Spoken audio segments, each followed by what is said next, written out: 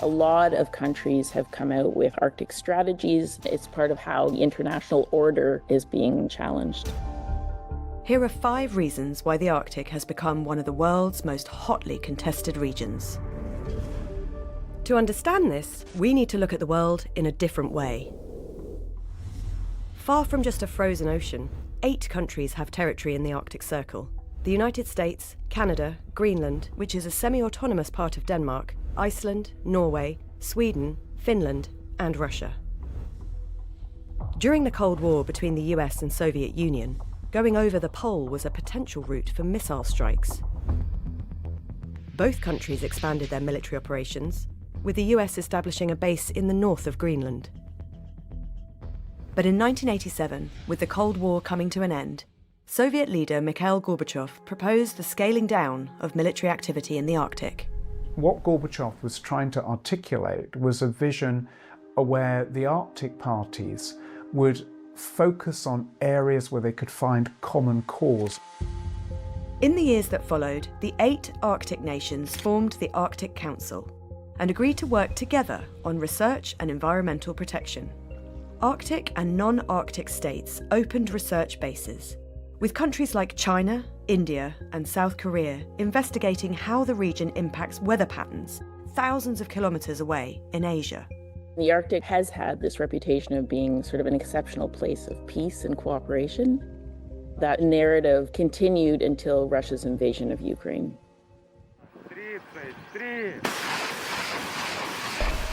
In 2022, Russia reopened the Cold War's fault lines. Within months, Finland and Sweden applied to join NATO, the Western military alliance. The Arctic map became Russia on one side and NATO members on the other. The border between Norway, Finland and Russia is effectively a front line for Russia and NATO. The Arctic saw direct conflict when a Russian airbase in the Arctic Circle was attacked by Ukrainian drones. The region is critical to Russia's military. Most of its nuclear capability is based there. Я подчеркну, Россия никогда никому не угрожала в Арктике. Но мы внимательно следим за развитием ситуации, выстраиваем адекватную линию реагирования.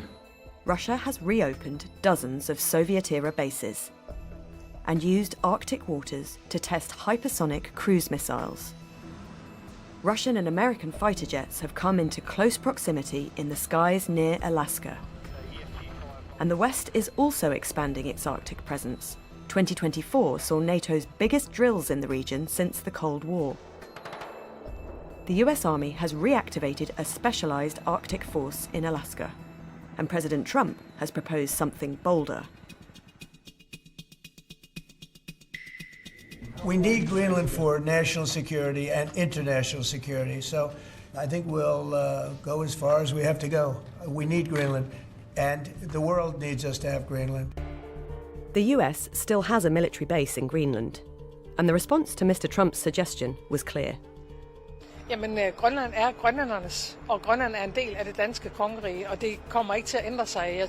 Polls suggest most Greenlanders don't want to be part of the US. The majority want to be independent. For Donald Trump, a strong presence in the Arctic is key to countering the partnership between Russia and China, which the two countries describe as a friendship without limits. You don't even need binoculars. You look outside, you have China ships all over the place. You have Russian ships all over the place. We're not letting that happen. Russian and Chinese Coast Guard ships have carried out joint patrols in the Arctic Ocean, and bombers from both countries have flown together near Alaska. It's the first time that we've seen these two countries fly together like that. The worry is that some of those drills, exercises, patrols might generate a risky escalation, a miscalculation. China says its actions are about deepening cooperation with Russia and aren't aimed at third parties. However, this relationship has tensions of its own. There's been a danger that Russia's fully aware of, is that the more and more it collaborates with China, the more it's giving China legitimacy to act as a very powerful near-Arctic state. China describes itself as a near-Arctic state, despite being 1,400 kilometres from the Arctic Circle.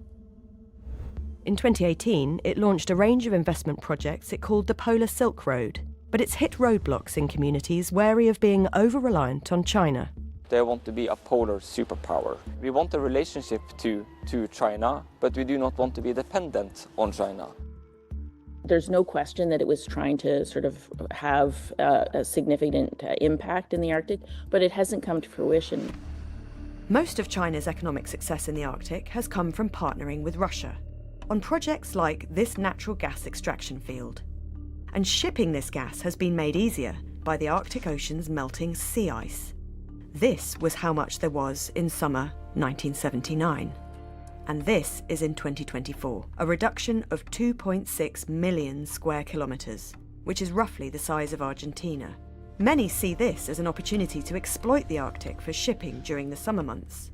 Of the 3 potential routes, the only one currently viable is along Russia's northern coast, known as the Northern Sea Route. There's been the hope that more and more traffic could bypass the usage of the Suez Canal and shave thousands of miles of shipping time and distance. 97 cargo voyages were made using the Northern Sea Route in 2024, mostly exports from Russia to China. But compared to Suez, with 13,000 ships passing through every year, it's a long way from being a competitive option. The Arctic Ocean is frozen for most of the year. Even in summer, it's an unpredictable environment.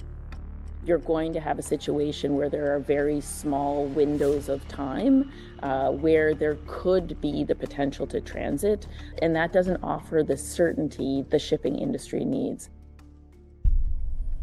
While questions remain about shipping, there's something else the melting ice may reveal.